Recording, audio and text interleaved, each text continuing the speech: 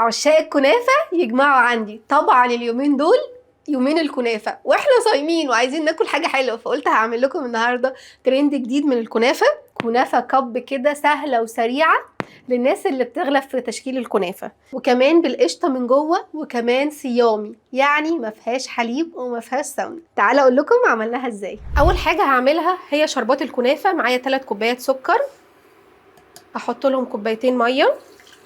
طبعا شربات الكنافه والجلاش لازم يبقى تقيل، ومش هقلب خالص وهسيبه لغايه لما يبدا يدوب ويغلي معايا. وده شكل الشربات بتاعنا بعد ما غلى خلاص. السكر داب معايا خالص. دلوقتي بقى هحط عصير نص ليمونه وهدي تقليبه، وهسيبه يغلي من 7 ل 10 دقايق على نار متوسطه. وده شكل الشربات بتاعنا بعد ما غلى. طبعا القوام خفيف لسه، لما نسيبه يبرد هيتقل. فهنحط له معلقه صغيره فانيليا ونسيبه بقى على جنب لغايه لما يبرد. عشان اجهز القشطه النباتي بتاعتي هجيب حله ومعايا كوبايتين حليب جوز هند ومعلقتين كبار سكر، والتحليه على حسب الرغبه تقدروا تزودوا براحتكم، و3 معالق كبار نشا. وهفضل اقلب. انا لسه ما شغلتش البوتاجاز، هقلب لغايه لما النشا تدوب معايا خالص هي والسكر، وبعد كده هنشغل النار. وبعد ما قلبنا هنشغل البوتاجاز على نار متوسطه ونفضل نقلب لغايه لما القوام بتاعنا يتقل خالص. شايفين معايا ده شكل القشطه بتاعتي بعد ما اخدت القوام اللي انا عايزاه. بصوا القوام ده قوام كريمي وقوام خطير جدا. بصوا اهو. دلوقتي بقى هحط لها رشه فانيليا وهديها تقليبه وهطفي. اسهل قشطه صيامي تقدروا تعملوها من غير اي افتكاسات. طبعا لو انتوا فاطرين تقدروا تعملوا بدل حليب جوز الهند تحطوا لبن وتحطوا قشطه بقى ولا ويب كريم، هتبقى حاجه خطيره. بس بصوا قوامها كريمي وخطير جدا. هطفي النار وبعد كده هجيب بوله وافضي فيها القشطه بتاعتي بالشكل ده. وبعد كده هغطي القشطه بتاعتي بستريتش راب او بكيس عشان ما تعملش قشره، وهسيبها تبرد. في البدايه معايا 300 جرام كنافه، وانا الكنافه بتاعتي حطاها في الفريزر فجامده، فانا يا دوبك بس بفتفتها بايدي. بصوا بتتفتفت معانا بمنتهى البساطه. طبعا انا هعملها في كب كيك فعشان كده بستخدم الكميه اللي انا عايزاها. بصوا بنفتفتها بالشكل ده. بصوا بتتفتفت معانا بسهوله جدا لما بنحط الكنافه بتاعتنا في الفريزر. وبعد كده هحط معلقتين كبار سكر بودر قبل ما احط الزيت بتاعي، ونبدا نديهم تقليبه بالشكل ده. السكر البودره طبعا بيديني لون حلو للكنافه بتاعتي. وبعد كده معايا نص كوبايه زيت نباتي، وطبعا لو هتعملوها بسمنه بلدي اوكي براحتكم، يعني على حسب انتوا هتعملوها صيامي او فطاري. انا عاملاها صيامي فانا حاطه لها زيت نباتي. ونديله بقى تقليبه كويس جدا من نص كوبايه لكوبايه الا ربع على حسب كميه الكنافه اللي انتوا هتعملوها. نكمل بقى باقي كميه الزيت. نفرك الكنافه بتاعتنا كويس جدا. وبعد كده بجيب قوالب الكب كيك وبدهنها زيت كويس جدا، زيت او سمنه طبعا على حسب ما انتوا هتستخدموا، ولازم ندهنها كويس جدا. وبعد كده نبدا بقى نحط طبقه كنافه في كل واحده، وبعد كده نبدا نضغط عليها بالشكل ده ونعمل فيها زي تجويف. بصوا نجيب حاجه كده نضغط عليها زي اي كوبايه كده تكون ليها حرف صغير، ولو حسينا ان في حته ما فيهاش كنافه بنزودها. وبعد كده نظبطهم بقى ونضغط عليهم كلهم بالشكل ده.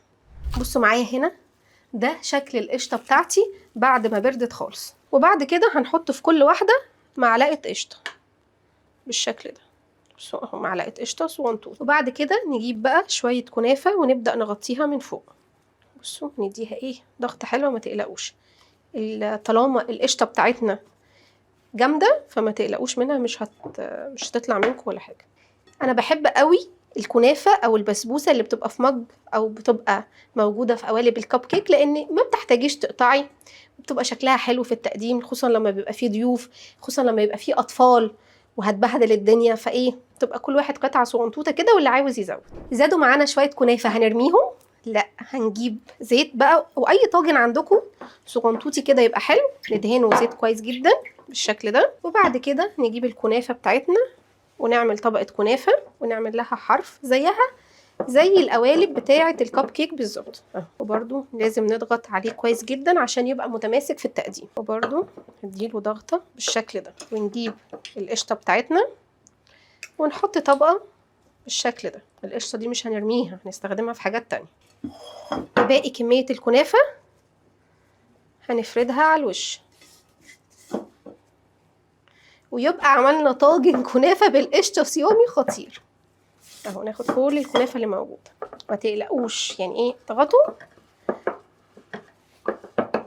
بصوا شكله حلو قوي. وده شكل الكب كيك. دلوقتي بقى هنروح ندخله الفرن على درجه حراره 200 لمده 20-30 دقيقه لغايه لما يتحمر وياخد لون معانا. وبعد كده نبدا نحط بقى الشربات التقيل بتاعنا. بصوا الشربات بعد ما برد تقل ازاي، نحطه على الكنافه بتاعتنا بالشكل ده. لها طبقه الناحيه دي، واول لما اقلبها هنحط لها طبقه كمان، والشربات بتاعنا يبقى بارد والكنافه بتاعتنا تبقى سخنه، ونسيبها بقى لغايه لما تبرد. شايفين الكنافه الحلوه بعد ما خرجت من الفرن وزقيناها وبردت وبقيت تمام؟ يلا بقى نقلبها هزه كده عشان ايه نضمن ان هي ايه خرجت. وبعد كده نزينهم بقى من فوق بقى براحتكم بصوص شوكولاته، بشويه مكسرات، شويه جوز هند، يعني ايه لكم مطلق الحريه. او لو انا عماد او موكلها زي ما هي كده. خلي لك شويه من غير حاجه. بس ايوه بالظبط، انا هاكلهم كده. بصوا بقى، تعالى افتح لكم واحده. ايوه الله، بصوا من جوه. تصدق شكلها حلو. ايوه يا ابني، ده شكلها حلو فعلا. لا برافو عليك يا نرمين. يلا ندوق بقى. هاتي انا نص وانت نص. بصوا بقى، عماد بيفرجها لكم. هي اصلا شكلها يهبل، حلو قوي. الناس اللي بتحب الكنافه مش هتحسوا ابدا ان هي صيامي معموله بزيت، بجد طعمها حلو. تحفه يا نرمين، عجبتني. اتمنى فيديو النهارده يكون عجبكم، ولو عجبكم ما تنسوش تشتركوا معانا في القناه لو لسه ما اشتركتوش، وكمان ما تنسوش تتابعوني على الفيسبوك والتيك توك. ولو عندكم اي وصفه عايزيني اعملها لكم اكتبوها لي في الكومنتات. اشوفكم على الف خير، مع السلامه.